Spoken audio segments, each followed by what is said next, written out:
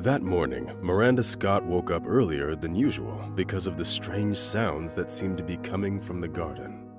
It's probably the neighbors wandering around my property again. What do they want from me? The old lady thought anxiously. She moved to this neighborhood 8 years ago, shortly before the death of her son, who was actually the one to buy this house for his beloved mother. It was a small, cozy house with a garden, a garage, and a well-groomed evergreen lawn. Miranda liked it at first sight. Her son Kevin bought this house with his own money, which he saved up while serving in the Marine Corps.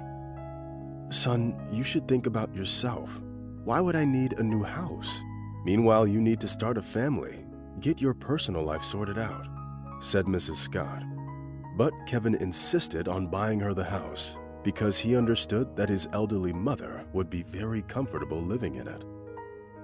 Unfortunately, 6 months after he bought the house, Mrs. Scott's son died during a particularly dangerous combat mission in one of the countries in the East. The news of her son's death came like a bolt out of the blue. After her husband had died of a heart attack, Kevin was her only living relative.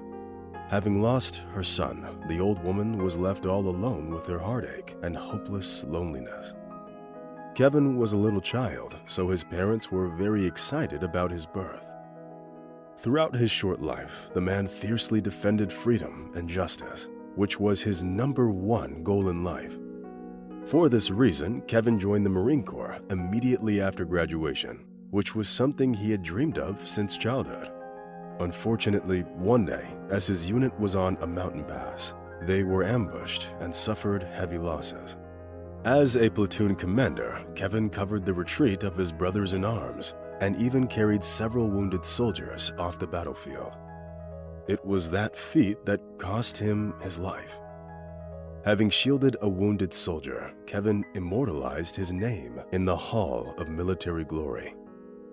After her son's funeral, Miranda Scott received a government award and an order. Every week, the old woman went to the cemetery to talk to Kevin, sharing her most intimate thoughts with him.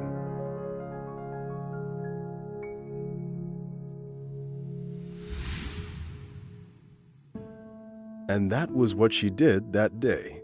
When the rude neighbors woke her up early, the old woman decided to visit her son's grave. Arriving at the cemetery, she touched the gravestone with her hand and said quietly, "Hello, Kevin." No one answered, of course, but that wasn't important. The old woman was fine with the one-sided conversations. "The neighbors woke me up again, Kevin. They turned on music loudly in the middle of the night. Then they climb into my garden and dig around it, as if looking for something. I've already tried calling the police, but it didn't help. They made fun of me and decided that I was just an old woman out of her mind. They say that I'm being biased towards the new neighbors. After all, they did move in just recently." Miranda Scott complained to her son, sobbing quietly. The old woman was hurt by the fact that the young people living in the neighborhood were openly mocking her and clearly wanted her to move away. "But why do they even care? I didn't do anything wrong, didn't bother anyone," Miranda Scott added with tears in her eyes. After talking to her son for a little longer, the old woman went home. Mrs. Scott walked slowly, enjoying the fresh air and admiring the beauty of the yellowish fall leaves. Suddenly, she noticed a little girl of about 8 years standing at the entrance to the supermarket. She was holding a cardboard box and addressing the passers-by. Is she begging for money? Or maybe she's an orphan? The old woman wondered and came closer. As it turned out, the little girl was trying to raise money to help her sick mother, who needed surgery. The poor girl didn't have a father, and therefore she couldn't come up with any way to get money except for asking people on the street. Miranda's heart sank with pity when she saw the girl's eyes, which were full of indescribable sadness. Overwhelmed by her own feelings, the old woman gave the little girl all the cash she had in her wallet. "Thank you, ma'am. That's incredibly kind of you. Thank you so much," the girl said, bowing her head respectfully. Miranda Scott felt out of place for a brief moment, But then she pulled herself together and invited the girl over for a visit. "You could have some tea and something to eat. You could warm up and then go home. I live nearby on Main Street," the old woman suggested. To her surprise, the girl was happy to accept her invitation.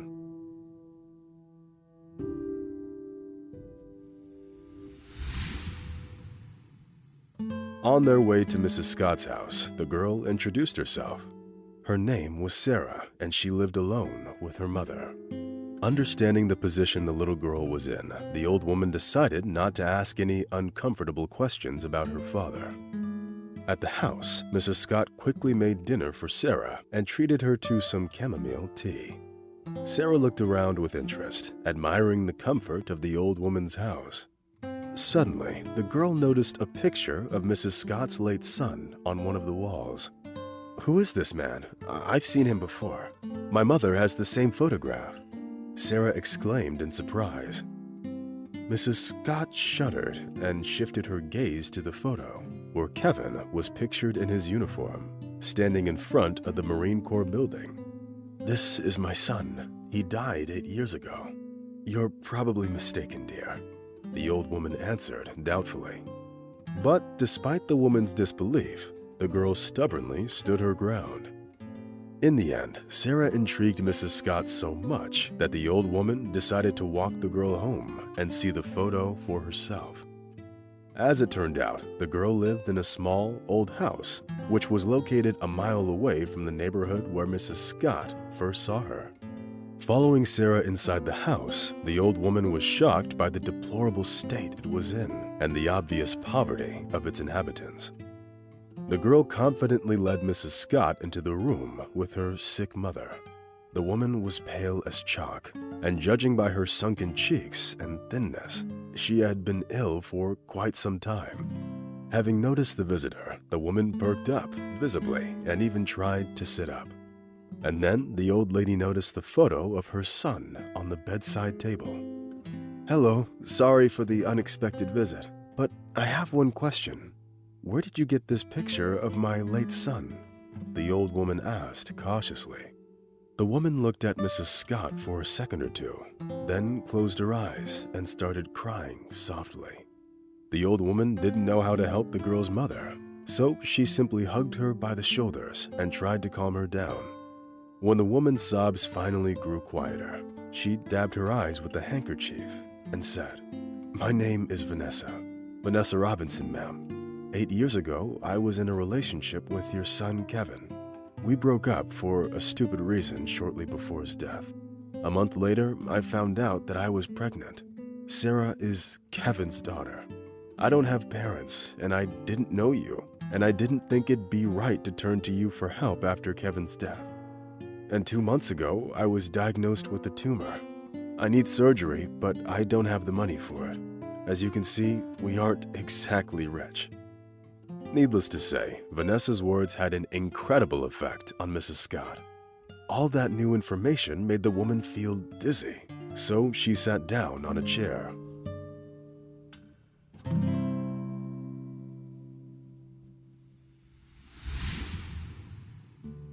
The poor old woman had no way of knowing that when she gave money to a poor little girl begging for alms, she was actually helping her own granddaughter. Having heard Vanessa's story, Mrs. Scott promised to help her pay for the treatment. Unfortunately, the old woman didn't know where exactly she would get the money from, but she was confident that she would save her granddaughter's mother. After saying goodbye to Vanessa and Sarah, Mrs. Scott went home. Immersed in her anxious thoughts, the woman tried to figure out where she could get the money for the surgery.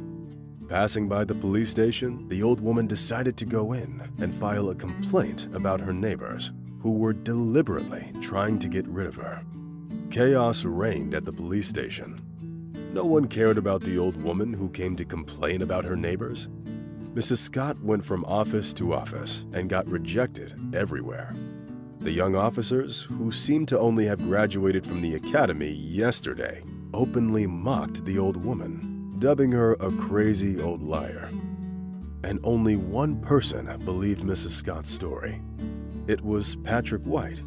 He saw the old woman crying in the hall when he was passing by.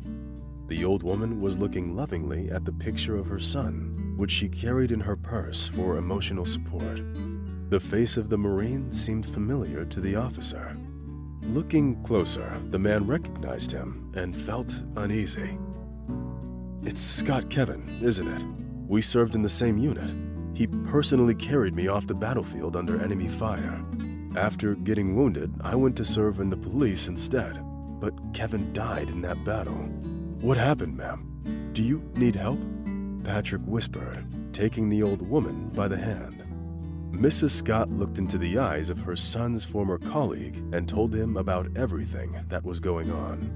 The old woman also didn't fail to mention the fact that the new neighbors were digging in her garden last night. "Yeah, that does sound very strange. Give me some time. I'll take care of everything, ma'am. In the meantime, go home and try to stay calm. I give you my word, I will solve your problem," Patrick said and escorted the old woman to the exit. Mrs. Scott had to wait for about a week for the results of the investigation. She had already lost faith in justice when the police car stopped near her house. Patrick White and several other officers got out of it. They had metal detectors with them. Without saying a word to the old woman, they started going over her garden inch by inch. Eventually, the police did find what they were looking for.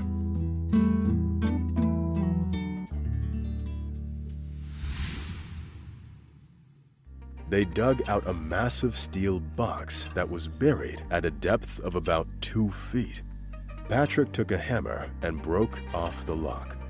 But when the police officer opened the lid, everyone froze. There were several bundles of banknotes inside, prudently wrapped in plastic. Moreover, there was gold and silver jewelry inside the box, which weighed at least 3 pounds. "It's a stash, ma'am. This house used to belong to Glenn Manson. He was a famous bank robber in this area. He was arrested 10 years ago and sentenced to a long time in prison. However, his stash was never found," Patrick White explained, catching Mrs. Scott's surprised look. "But what does it have to do with me or my neighbors?" the old woman asked in surprise. "It's simple, ma'am. One of the residents of the house next door is the son of this robber. The boy was only 12 years old when Glenn Manson was taken into custody, but he's an adult now.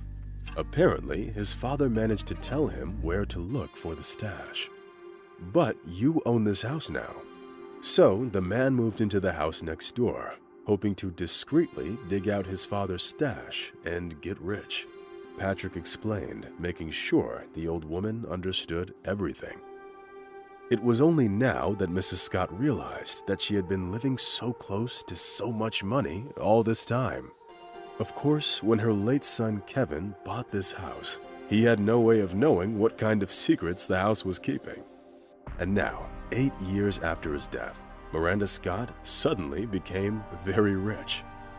However, contrary to what everyone might have thought, the old woman announced that she intended to give half of the money to Glenn Manson's son and the other half to Vanessa Robinson, who had been unsuccessfully looking for money for her surgery for several months. Tears welled up in the eyes of the police officer at the thought that the old woman was willing to forego her newly found wealth to help others. Having gotten her share of the money, William Manson publicly apologized to Miranda Scott and promised to never bother her again. The old woman handed over the remaining money and jewelry to Vanessa, who immediately contacted one of the best clinics in New York. A week later, the woman had her surgery, which was successful and gave her hope for a speedy recovery. Meanwhile, Sarah stayed with her newly found grandmother, Miranda, for the duration of Vanessa's treatment.